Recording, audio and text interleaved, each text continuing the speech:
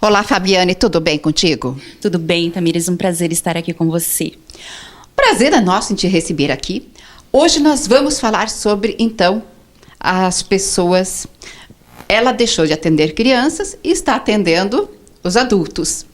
E o que eu estava conversando com a Fabiane em off? Por que chega uma certa idade, fica tão difícil de emagrecer? Eu não sei se é tanto o homem quanto a mulher, mas eu acho que a mulher é mais difícil, principalmente quando ela passa por gestação, né? Sim, com certeza, com certeza. Eu acho. Que quem vai falar vai ser ela. Mas, enfim, eu acho que é isso. E esse negócio, come 3 em 3 horas, não come 3 em 3 horas. E outra coisa, eu vou falar também porque eu sinto essa necessidade. Por que tem hora que a gente quer tanto um doce? Precisamos comer um doce. Por que você termina de comer um salgado, você quer um doce? Eu estou optando por fruta, né? Comer uma fruta depois, então, do salgado. Mas que dá vontade de comer o chocolate. E daí? Ah, com certeza, né? Eu acho que essa é o questionamento que eu mais escuto lá no consultório, né? Mas assim, olha, o que eu quero te trazer é que é verdadeiro essa questão de que, com o passar da idade, nós realmente ganhamos um pouquinho de peso. Isso é fisiológico, acontece com todo mundo. Principalmente a mulher e quando entra na menopausa. Principalmente mulher, né? E por que principalmente a mulher? Isso devido à nossa estrutura. Por nós termos uma quantidade de massa magra, ou seja, uma quantidade menor de músculo do que os homens, isso influencia muito no nosso metabolismo, que é a quantidade de calorias que a gente gasta todos os dias. Então, somos diferentes, não tem jeito. Eu acho tão interessante, Tamires, quando eu atendo casais, né? E eles fazem uma certa competição de perda de peso, né? Então, eles dizem, eu vou perder mais que você. Eu já fiz isso. Já fez também.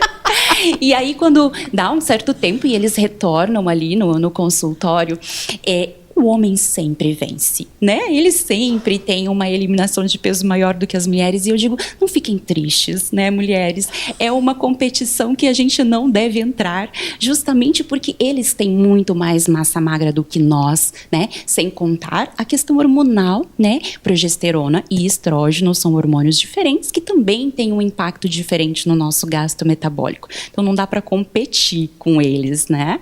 E uma coisa que você disse é interessante ali sobre depois que nós entramos na menopausa, né? Por que será que quando nós entramos na menopausa, nós acabamos acumulando um pouquinho mais de gordura? Principalmente essa gordura mais abdominal, né? Quadril, né? Que incomoda aí a mulherada. Isso também é fisiológico, também acontece com todo mundo. Por quê? Quando nós estamos na nossa fase reprodutiva, nós estamos com uma produção hormonal muito maior, porque o corpo entende que você vai gerar um bebezinho a qualquer momento, que você pode procriar, né? Então, tem essa questão, essa necessidade de você estar sempre produzindo hormônios. Você tem que estar ativa, né? Então, essa produção é muito mais acelerada, porque ele diz, você precisa gerar um bebê perfeito, um bebê saudável. Então, o seu corpo tem que estar saudável. Mas quando ele não sabe quando esse bebezinho virá, então durante todo o processo da juventude, há uma liberação a seu favor de hormônios que fazem o seu gasto metabólico ser muito maior. Porém, quando a gente entra na menopausa, a gente sabe que a natureza interpreta da seguinte forma, não vai mais ter bebê? Se não vai mais procriar, por que então eu vou gastar tanta energia produzindo tantos hormônios? Já não precisa mais ser assim.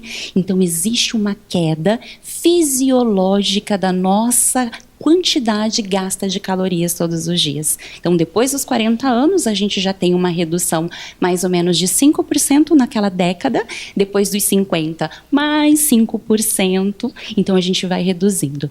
E às vezes eu também escuto assim, Tamires, olha, mas que interessante, Fabiana, quando eu tinha 30 anos e eu queria, de repente, entrar naquela roupa no final de semana para ir numa festa, eu fechava a boca durante a semana e eu entrava na roupa no final de semana. E hoje, eu não consigo mais ter essa velocidade de perda de peso. E é interessante que eu como hoje da mesma forma que eu comia quando eu tinha 30 anos. Não houve uma mudança significativa para dizer, nossa, hoje eu como muito mais, né? E por que isso acontece? Justamente porque aos 30 anos você gastava mais calorias. Então você comia aquele X, mas gastava. E hoje, mesmo comendo aquele mesmo X de calorias, você já não gasta mais. Então, você vai acumulando. Acumula. Aquela frase, né, que minha vovó dizia, coma menos para viver mais, é verdadeira. A gente precisa aceitar que com o passar dos anos, a nossa necessidade, ela diminui. A gente já não precisa comer tanta energia assim mais, né? Então, o plano alimentar, ele vai mudando ao longo da nossa vida, para que assim o peso se mantenha saudável e a saúde também, né? Então, é para todo mundo, né? Mas para as mulheres, com certeza, precisa de uma atenção maior, né? Agora, interessante também tudo isso é a respeito de muitas mulheres. A gente conversa sempre, claro, com as mulheres, né? Naquela rodinha de conversa sempre sai, né? Nossa, eu preciso emagrecer uns 5 quilos, mas o negócio é o seguinte, eu emagreço, mas eu vou ficar flácida de um jeito, eu vou ter que fazer plástica depois. Daí vem a flacidez. E é verdade, flacidez, perna, barriga, o peito, né? O rosto. Então, se você, gordinho, emagreceu, daí vem este resultado. O resultado é a flacidez, né? Sim. E esse não tem como escapar. Assim, tem como a gente diminuir a velocidade com que isso acontece, né? A gente tem uma produção natural de colágeno pelo nosso corpo, que é a proteína estrutural da nossa pele, cabelo, unhas. Então, esse colágeno é produzido por nós e é produzido em uma quantidade muito grande. 25% das proteínas do nosso corpo está em forma de colágeno, né? Justamente porque a nossa estrutura é muito grande, por isso essa produção grande. Porém, depois dos 30 anos, essa produção começa a diminuir de 1 a 2% por década. Então, mesmo que a gente não emagreça, a gente vai ter uma perda significativa de colágeno. Então, começam a aparecer as marcas de expressões, né? Sejam o pezinho de galinha, seja, né, o bigode chinês e assim por diante. Então, nós podemos, sim, aumentar a produção de colágeno pelo nosso próprio corpo, utilizando alimentos que são precursores da produção desse colágeno dentro de nós, né?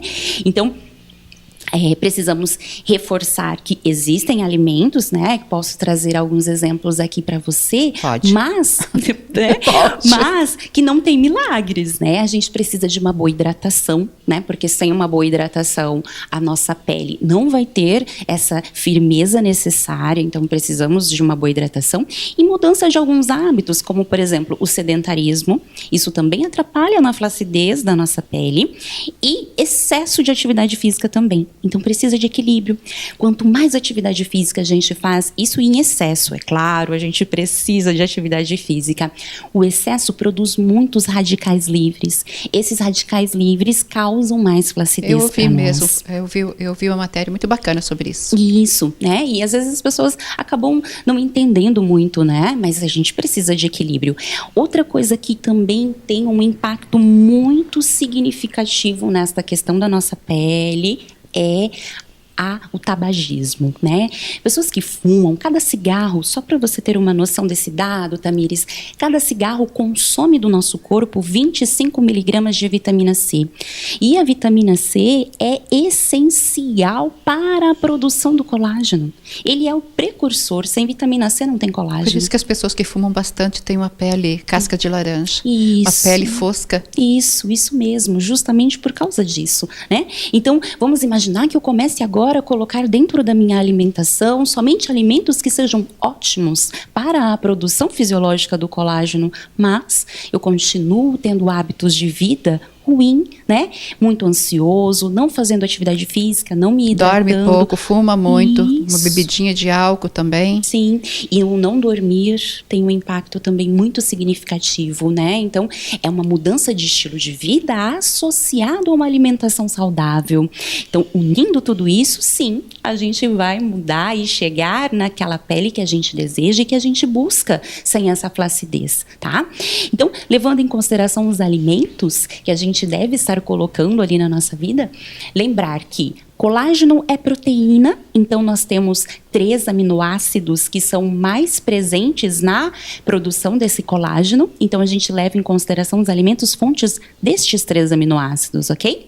Então é a taurina, a glicina e a prolina. Então As linas. vamos pular a fisiologia e vamos para as fontes alimentares, né? Então, os feijões, todos eles têm uma boa quantidade de aminoácidos, mas a gente pode dar um destaque maior para a soja. A soja, ela tem, além desses aminoácidos que te disse, a lisina, né? Ela também tem substâncias que são produtoras de colágeno natural pelo nosso corpo. Por isso que quando nós, antes de iniciarmos aqui a nossa entrevista, estávamos falando de reposição hormonal, né? E a gente acaba usando muito a soja para isso, justamente porque a soja também interfere nesta questão da pele. Então, não usar como suplemento, mas sim como alimento, né? Então, se você usar o tofu, por exemplo, ou um extrato de soja, que a gente vulgarmente chama de leite de soja, né? Também é muito importante para ter esses aminoácidos. Além disso, nós temos as castanhas, como castanha do Pará. Eu como 2 todos os dias. Ótimo, um ótimo hábito Na maravilhoso. verdade, acho que era uma só, mas é tão gostoso como 2. Mas vamos imaginar que ela era pequenininha, você pode comer 2, né? Então, castanha do Pará, nozes, castanhas de caju, amêndoas.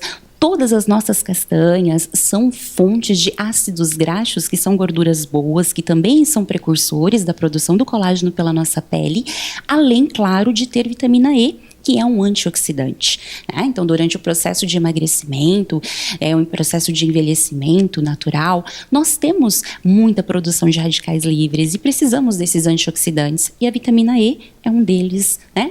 Além disso, nós temos... Que a maioria é deficiente de vitamina. Muito, muito. Infelizmente, principalmente vitamina E, né? E temos... É a vitamina E. Isso, né? As castanhas, de modo geral, geralmente as pessoas não têm esse hábito, né? E quando comem, acabam comendo de uma forma errônea também. Aquele amendoinzinho lá com aquela casquinha em volta, né? Um amendoinzinho japonês cheio de sódio. Mas é gostoso. Não é uma fonte, né? Não é uma fonte, assim, que deve ser a primeira escolha. Esporadicamente, por que não? Claro, a gente pode sim, mas... como uma, né, estratégia nutricional. Nunca em excesso. Tudo que em excesso faz mal. Equilíbrio, né? Sempre o caminho do meio, né? Nunca 8 ou 80, sempre o caminho do meio. E é verdade. O que nós colocamos na nossa mesa todos os dias, eu sei que meu tempo está acabando. O que eu coloco na mesa todos os dias, que o nosso pão, o leite, o café com leite, um doce ou um requeijão, sei lá, ou nata, tem gente que gosta da manteiga. Desses alimentos, onde nós encontramos colágeno? Nesses alimentos vai ser mais na fonte proteica, né? Então, encontrar colágeno no alimento a gente não encontra. A gente encontra aminoácidos que, quando ingerimos, produz colágeno dentro do nosso corpo, ok? Comer colágeno a gente só consegue se a gente utilizar suplementos, né? Existem o colágeno animal, que é o colágeno hidrolisado em sachês, que a gente coloca em sucos, em chás ou na própria água, ou orgânico vegetal, que é o agar-agar, né? E a gente encontra até em lojas de produtos naturais. E é verdade. E a gente pode fazer várias receitas, né? Existe um queijo de castanha, de caju, que a gente usa agar-agar. Então, é um queijo vegetal, riquíssimo em gorduras boas, sim, e que tem o agar-agar, né? Uma outra situação também, se eu tomo, vamos imaginar o sachêzinho lá, foi recomendado pelo médico, você está tomando seu colágeno. E se eu tomar uma gelatina todos os dias, não é um excesso de colágeno? A gelatina é um mito, né? É bom falar isso. Eu adoro quando as pessoas me perguntam sobre a gelatina, né?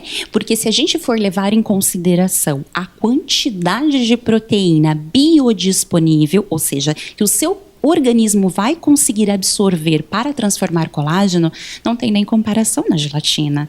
Por isso que a gente precisa de um colágeno que ele seja hidrolisado. Então a gelatina, infelizmente, cai por terra, né? Então o melhor colágeno que nós temos, inclusive hoje, ele é de tecnologia alemã, é um colágeno Verisol. Ele é extremamente potente na absorção dele, né? Ai, que bom. Então, assim, a gente não usa gelatina nunca com essa mentalidade de que vai produzir colágeno, né? Muito melhor comer uma aveia. Aveia tem silício. Eu amo aveia. Né? Silício, ele é o precursor dessa produção do colágeno. Folhas verdes, porque tem muitos minerais antioxidantes e vitamina C. Frutas cítricas, porque tem vitamina C, principalmente para os fumantes, né? Que a gente comentou que o cigarro acaba espoliando essa vitamina C. E frutas que sejam vermelhas e que sejam amarelas, que são ricas em vitamina A. Então, meia xícara que eu coma por dia de frutas vermelhas ou laranjas já vai me dar toda a vitamina A que eu necessito. Então, a gente consegue, dentro dos alimentos do dia a dia, frutas, verduras, legumes, castanhas, aveia, grãos como feijões e soja. É uma alimentação simples, relativamente barata, e que faz parte do nosso dia a dia, né? Nós não precisamos florear muito, né? A gente pode fazer opções muito saudáveis e que todo mundo consegue ter acesso. Então tá, né?